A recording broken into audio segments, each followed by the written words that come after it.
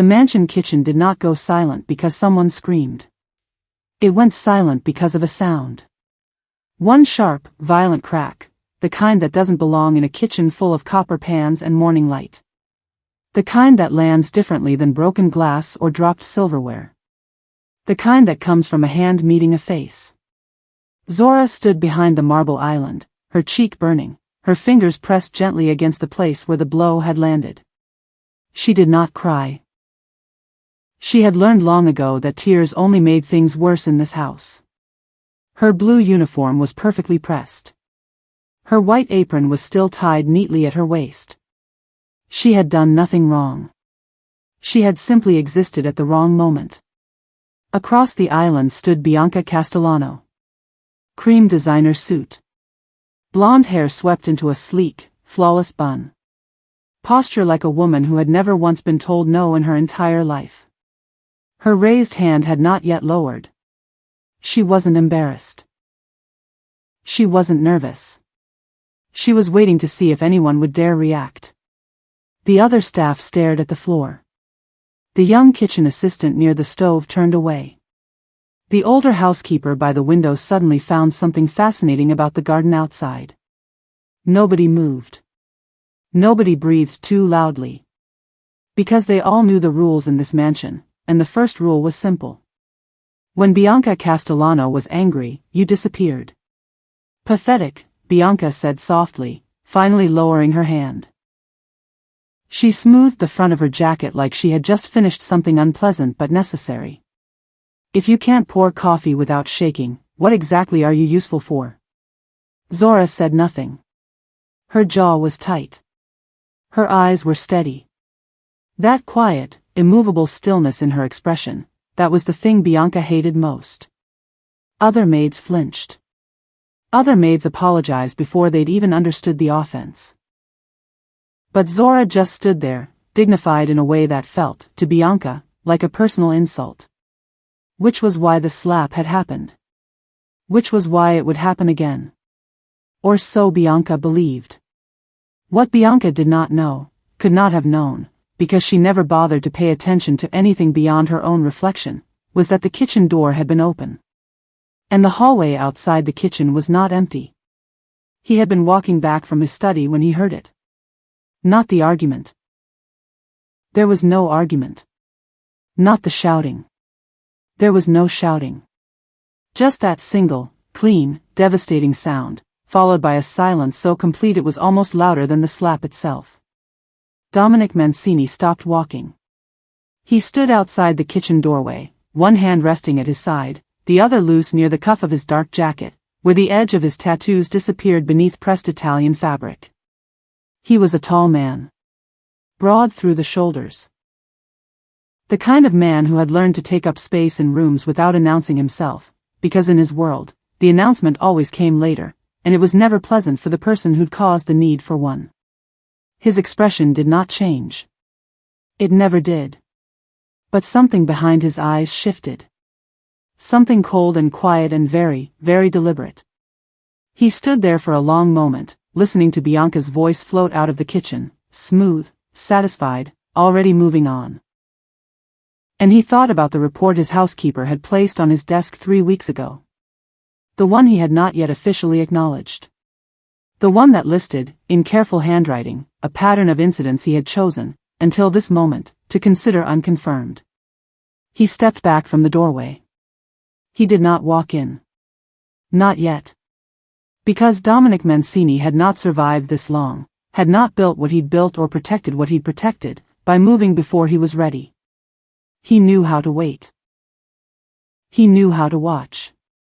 He knew that the moment you show your hand too early, you lose the only advantage that actually matters. He turned and walked back down the hallway. And inside the kitchen, Bianca smoothed her hair and told Zora to clean up the spilled coffee. And Zora cleaned it up. And nobody said a word. But something had already changed. Because the most dangerous man in the city had just heard something he was never meant to hear. And the quiet maid pressing her fingertips to her burning cheek had no idea that she had just become the reason a very calculated, very patient man finally chose a side. Subscribe to see how this unfolds. and comment below letting me know where you're watching from. I would love to say hello to you and find out just how far our story is reaching. There were two kinds of power in this city. The kind that announced itself.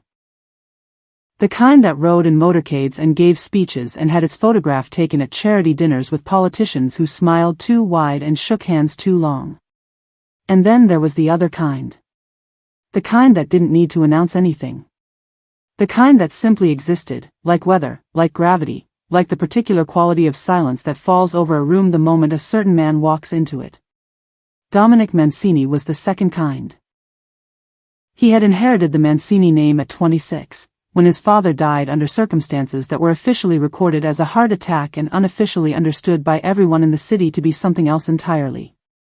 He had inherited the debts, the alliances, the enemies, the territory, and the expectation, heavy as marble, that he would either strengthen what his father had built or watch it collapse around him within a year. He had done neither. He had rebuilt it entirely. Quietly. Methodically. Without ceremony. Within 5 years, the Mancini family controlled more than his father had ever dreamed of controlling, and they did it without the kind of public violence that attracted attention from people Dominic had no interest in dealing with. He was not reckless. He was not theatrical. He did not make threats he didn't intend to keep, and he did not keep enemies he could resolve. The mansion on the northern edge of the city reflected all of this precisely. It was not the largest property in the region, though it could have been.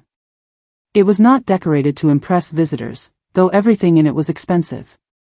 It was a house built for function, for meetings held in rooms with no recording devices, for conversations that required complete privacy, for a man who understood that the details of a space communicate something about the man who inhabits it before a single word is ever spoken.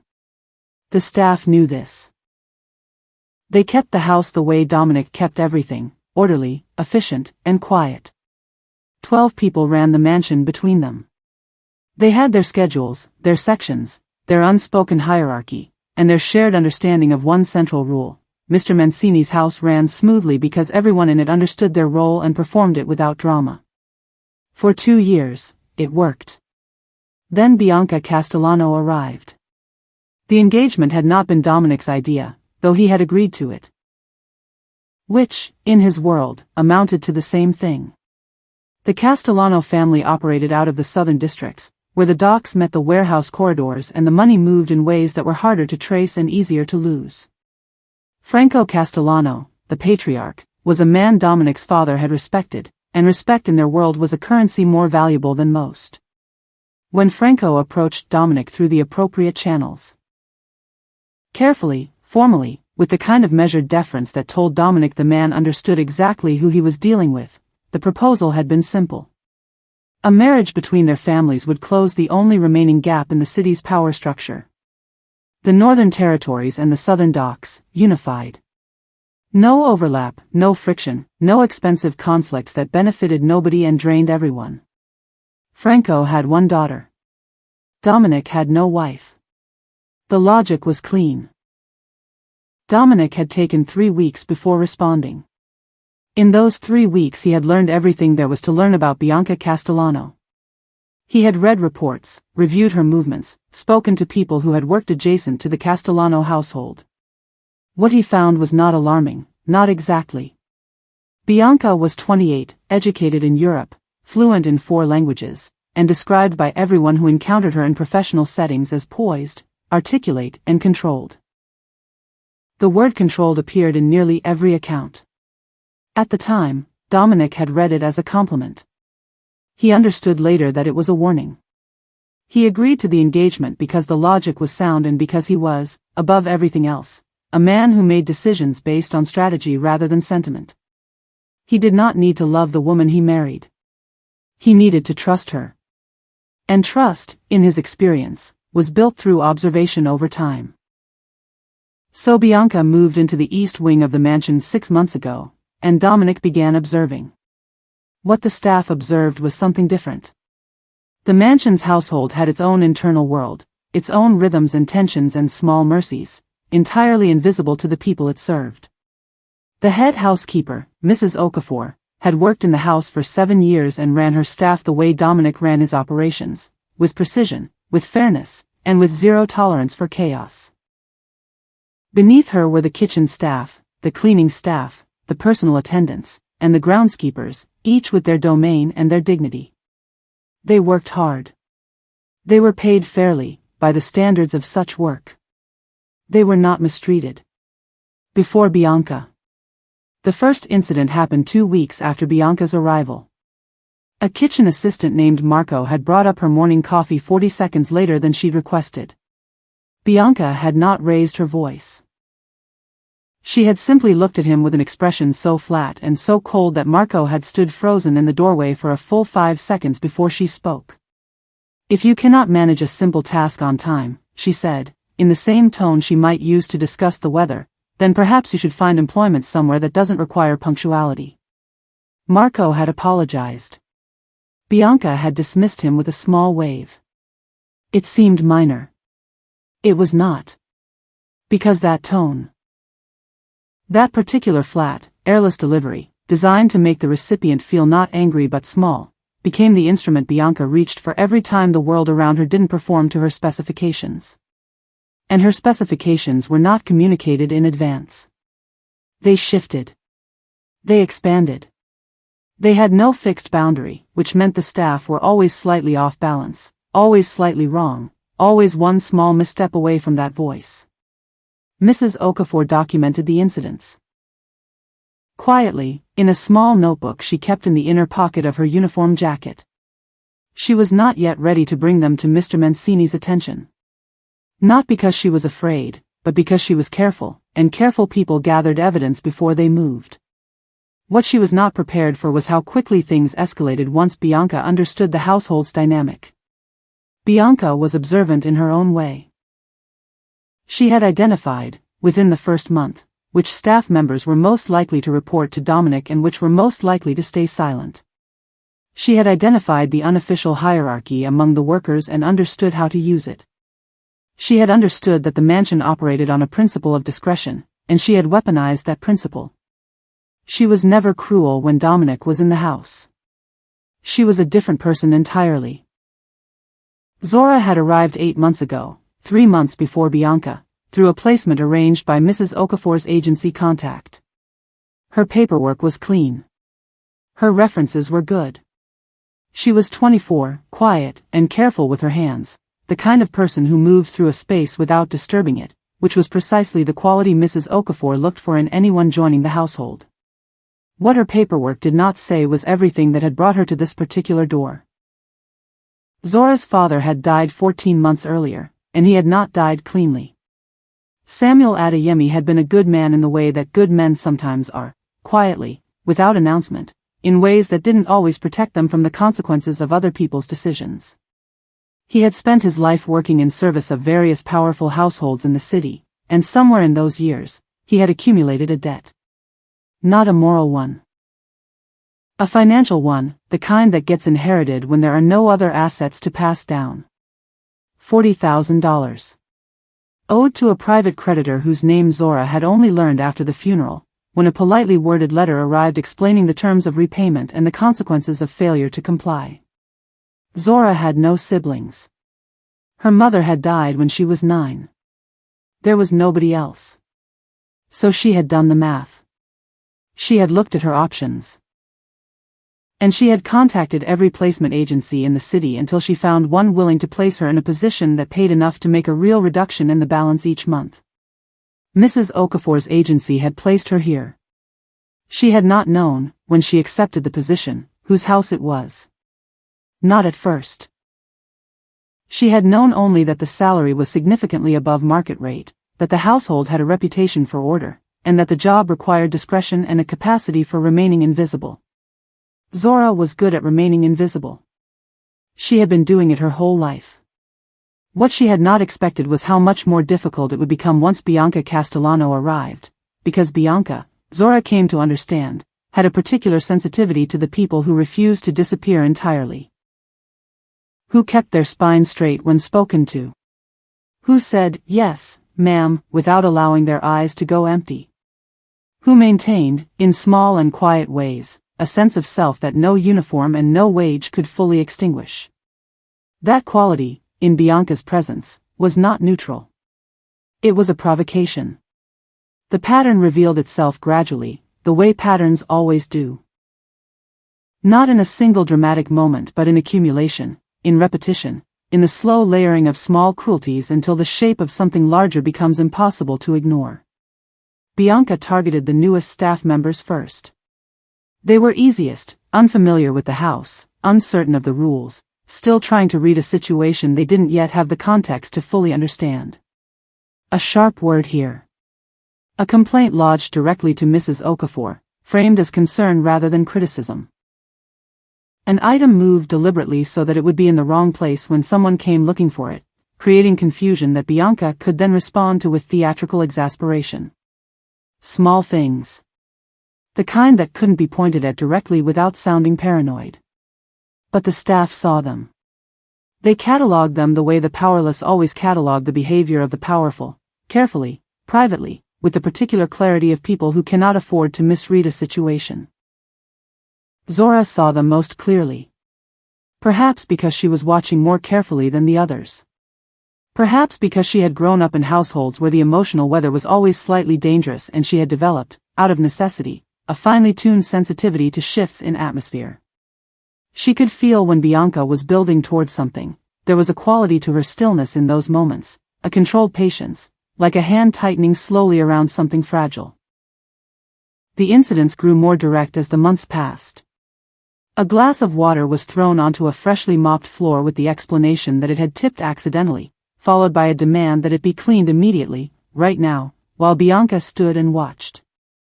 A tray of food sent back to the kitchen 3 times in succession for infractions so minor that the kitchen staff had to invent new explanations for what they'd supposedly done wrong.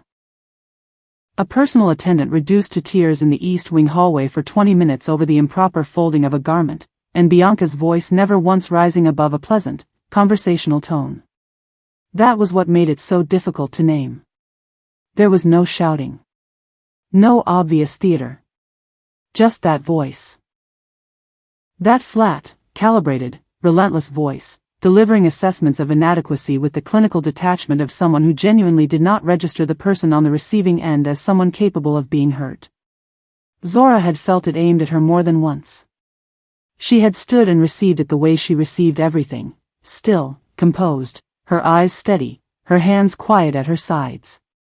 She gave Bianca nothing to work with. No flinch, no tremor, no visible wound. Which only made Bianca press harder. Because to Bianca, that stillness was not dignity. It was defiance. And Bianca Castellano had never, in 28 years, permitted herself to be defied by someone she considered beneath her. The kitchen that afternoon had started like any other. Zora was preparing the afternoon service, tea, a small arrangement of pastries, the particular configuration of china that Bianca had specified in her first week and which had to be reproduced exactly every time. Zora knew the arrangement. She had done it correctly 40 times without comment. On the 41st, Bianca had walked in. She had not said anything immediately.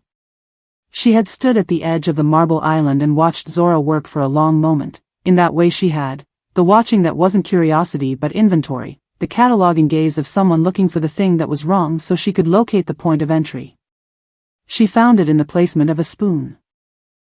1 centimeter to the left of where she preferred it. What followed was not a correction. It was not even, technically, an argument. It was Bianca's voice, quiet and precise, explaining in careful detail exactly how this error reflected a broader pattern of carelessness, of insufficient attention, of a fundamental unsuitability for work that required, and here was the word she landed on with particular emphasis, refinement. Zora had straightened the spoon. She had said, "Yes, ma'am. I apologize." And she had not looked away. That was the moment. That was the specific, unforgivable offense, that Zora had apologized with her mouth while her eyes held something that refused to apologize at all. Something quiet and immovable that said, "I see you. I know exactly what you are doing. And it will not work, *." Bianca's hand moved before the thought was fully formed. The slap landed clean and hard, and the sound of it went everywhere. Bounced off the marble countertops, climbed the walls, slipped beneath the kitchen door and out into the long hallway beyond, where it traveled in the particular way that sharp sounds travel through high-ceilinged spaces, clean and unmistakable. And the copper pans swayed. And nobody moved. And outside, in the hallway, a tall man in a dark suit stood completely still, his eyes fixed on the middle distance, his jaw tight, his expression giving away nothing at all. But his eyes. His eyes had gone very, very dark. Subscribe to see how this unfolds, and drop a comment letting me know where you're watching from. I would love to say hello to you, and find out just how far our story is reaching. The spoon was 1 centimeter out of place. That was all. 1 centimeter. A distance so small it would have been invisible to anyone who was not specifically looking for something to be wrong. But Bianca had been looking. She was always looking, in that particular way of hers, the slow inventory scan she ran over every surface and every person in her vicinity until she located the flaw she had already decided was there. She found it. She always did. Zora had straightened the spoon the moment Bianca pointed to it. She had smoothed her apron, kept her hand steady, and said what she always said in these moments. Yes, ma'am, I apologize, with the particular care of someone who understood that the words themselves were not the point. The words were a formality. A ritual. What Bianca wanted was not the correction and not the apology. What Bianca wanted was the look in someone's eyes that confirmed she had reached them. That she had gotten inside. That the person standing across from her had, in some small and irreversible way, become smaller. Zora would not give her that. She had not given it to her in 8 months, and she would not give it now. Her eyes stayed level. Her posture stayed straight. She held the particular stillness of someone who has learned, through long necessity, that composure is the only armor available to people who have nothing else to defend themselves with. Bianca's voice had continued, low, unhurried, precise, cataloging the error, extending it into a broader indictment of Zora's attention, her capability, her suitability for work that required, as Bianca put it, a certain standard of awareness. The other staff near the kitchen periphery had gone very still. Nobody looked directly at either of them. Looking directly was dangerous. And then Bianca stopped talking. The silence lasted perhaps 2 seconds. And then her hand moved. It was not impulsive, that was the thing Zora registered even through the shock of it, even with her palm pressed to her burning cheek and her vision briefly bright at the edges. It had not been impulsive. There had been a decision in it. A cold, deliberate choice dressed up as a loss of control, because Bianca understood, on some instinctive level, that violence framed as passion carries less accountability than violence that looks like what it actually is. The sound of it filled the kitchen completely. Copper pans swayed overhead. A small tremor moved through the surface of the water in the sink. The kitchen assistant by the stove turned away, staring hard at a wall that had nothing on it worth looking at. Bianca lowered her hand slowly.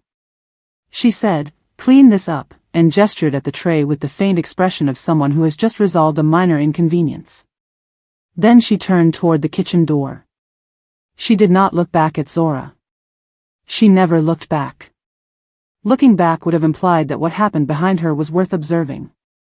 It would have implied that the person she'd struck was significant enough to warrant a second glance. Zora stayed standing. Her cheek burned. Her eyes were bright but dry.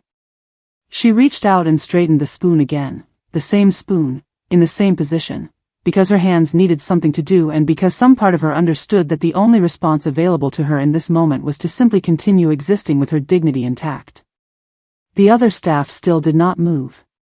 But Mrs. Okafor, standing at the far end of the kitchen near the pantry entrance, had closed her eyes for a moment. Just a moment. Then she opened them again and reached into the inner pocket of her uniform jacket, and she added something to the small notebook she kept there. In the hallway, Dominic had not moved. He had heard the slap, had identified it immediately for exactly what it was, because he was a man who had spent his adult life in proximity to violence and could distinguish its sounds with the kind of precision that others reserved for music or language. This was not an accident. Not a dropped tray or a struck surface. The acoustics of it were human and specific and unmistakable. He stood outside the kitchen doorway for a long moment. Then he walked back down the hallway, past the formal dining room, past the corridor that led to his study, and into the smaller sitting room at the north end of the house that nobody used in the afternoons. He closed the door behind him. He stood at the window and looked out at the grounds, where the late afternoon light was laying long shadows across the lawn. He thought about the report Mrs. Okafor had placed on his desk. He had not ignored it. He did not ignore things. He had read it carefully, twice, and he had placed it in the drawer beneath his desk calendar, and he had told himself that he required more information before acting. That the incidents described were concerning but not yet conclusive. That the political weight of what a response would require demanded that he be certain before he moved. He had told himself these things because they were, technically, true. He understood now that he had also told himself these things because certainty, in this case, required him to hear something he had been carefully not positioned to hear. He had heard it now. He turned away from the window. Sat down in the chair near the fireplace that nobody lit because it was spring. Rested his hands on his knees and looked at the middle distance for a while in the way he did when he was sorting through the architecture of a problem, mapping the structure of it, identifying where the weight was distributed, finding the place where pressure, applied correctly, would bring the whole thing down cleanly. He knew what he was going to do. He had known for longer than he'd admitted to himself. He just needed to do it correctly. He called Mrs. Okafor to his study that evening, after dinner, after the house had settled into its nighttime quiet and there was no reasonable explanation for the meeting that Bianca could construct from a distance. Mrs. Okafor came in and sat down across from him and placed her small notebook on the desk between them without being asked. He looked at it. He did not pick it up immediately. "How long?" he said. "Since her third week in the house," Mrs. Okafor said. She said it without hesitation, without apology, without the careful hedging that people sometimes used when delivering information they were uncertain would be well received. She had been waiting for this conversation. She had prepared for it. The early incidents were minor enough that I couldn't be certain they were intentional. By the second month I had no doubt. "Why didn't you bring this to me sooner?" Mrs. Okafor looked at him with the particular patience of a woman who has spent 7 years working for a very intelligent man and has learned precisely how to deliver an honest answer to a question he already knows the answer to. Because the last two people who raised concerns about Ms. Castellano's behavior were told, through separate channels, that their observations had been noted and that they should focus on their work. "I wanted to be certain you were ready to hear it." Dominic was quiet for a moment. "Those channels weren't me." "No," she agreed. "They weren't." He picked up the notebook. He read it from the beginning, every entry, in order. It took 11 minutes. He did not change expression. When he finished he placed it back on the desk and looked at Mrs. Okafor and said, "The girl who was struck this afternoon. Zora. Is she all right?" Something shifted slightly in Mrs. Okafor's expression, barely perceptible, but present. "She's all right," she said. "She's a strong girl. I'd like to speak with the staff tomorrow morning. All of them. In the main hall. 8 o'clock. He paused. "Ms. Castellano will be invited to attend." Mrs. Okafor nodded once. She stood, reclaimed her notebook, and moved toward the door. At the threshold she stopped without turning around. "Mr. Mancini," she said. "Yes. She's been doing it in every room she believes you won't enter. She's learned your patterns." A pause. "She's been very careful." "She wasn't careful enough," Dominic said. Mrs. Okafor left without another word. By morning, something had shifted in the atmosphere of the house, that invisible barometric change that moves through a household before something significant happens, felt by everyone who lives close enough to the ground to notice such things. The kitchen staff felt it before dawn. The cleaning staff felt it when they passed each other in the corridors. Even the groundskeeper, who spent most of his time outside and away from the household's interior weather, felt it when he came in through the side entrance at 7:30 and found 3 of the kitchen workers standing together near the coffee station, talking in low voices that stopped the moment the door opened. By 5 minutes before 8, everyone had gathered in the main hall. Dominic stood at the far end of the room, near the tall windows that looked out over the front drive. He was in his dark suit, as always, but there was something different in the quality of his stillness this morning. It was not the usual composed patience he carried through ordinary days. It was something more deliberate. More arrived at. The stillness of a man who has finished thinking and is now simply waiting for the appropriate moment to act. Bianca came in at 8:03. She was immaculate, as always. Cream, today. A different suit, but the same silhouette, the same upswept hair, the same posture that preceded her through a room like a statement. She assessed the gathered staff with a quick, practiced glance, and then she located Dominic and allowed her expression to soften into something that, from a distance, resembled warmth. "Good morning," she said, addressing the room but orienting herself entirely toward him. "This is unexpected. What's the occasion?" Dominic looked at her for a moment before he spoke. "I wanted to address something that happened in this house yesterday." Bianca's eyes moved briefly across the assembled staff. Zora stood near the back, slightly apart from the others, her hands clasped in front of her apron. She was not looking at Bianca. She was looking at the floor, which Bianca read as exactly what she preferred: submission, withdrawal, the quiet capitulation of someone who understood their position. She did not yet understand what kind of morning this was. "Of course," Bianca said pleasantly. "What happened?" "A member of this staff was struck," Dominic said. "In the kitchen. Yesterday afternoon." The room was very quiet.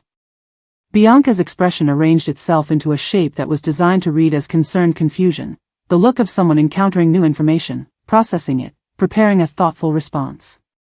It was a well-practiced expression. She had deployed it before. "I'm not sure what you've been told," she said carefully, "but I did have a correction to make yesterday with one of the girls.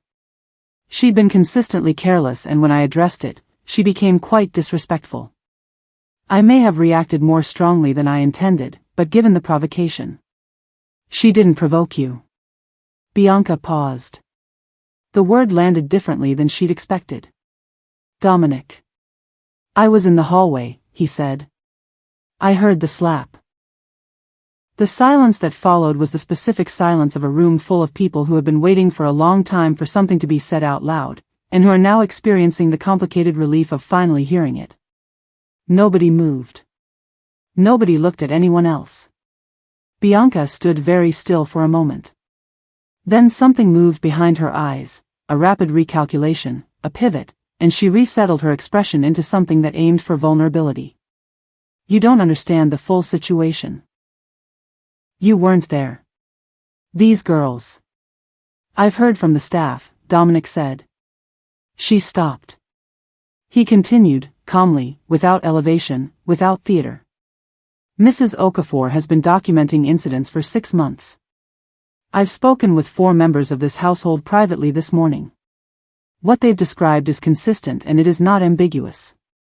He looked around the room briefly, not at any one face but at the assembled whole of it. "Is there anyone here who would like to add anything, or correct anything I've just said?" A long pause. Then Marco, the kitchen assistant, took a small breath. He did not look at Bianca. He looked at the floor in front of him, and he said, in a voice that was quiet but level, "No, sir. Everything Mrs. Okafor documented is accurate." Bianca's jaw tightened. A second staff member spoke. The young woman who had been standing at the stove the previous afternoon, who had turned away to stare at a blank wall rather than witness what was happening. She said, "She told me once that if I said anything I'd be replaced the same day and that no one would believe me anyway." Another voice. Then another. Not loud. Not dramatic. Just quiet, factual, accumulated. The specific testimony of people who have been silent for a long time and are discovering, with some caution, that silence is no longer the safest option. Bianca turned to Dominic. Her voice, when it came, had abandoned the vulnerability and relocated to something harder and more familiar, the cold authority of someone accustomed to having family names serve as a final argument. "You are making a significant mistake," she said. "My father will hear about this. This alliance." "There is no alliance," Dominic said. The room went absolutely still. Bianca stared at him. "The engagement is over," he said. It was not delivered with anger. It was not delivered with satisfaction.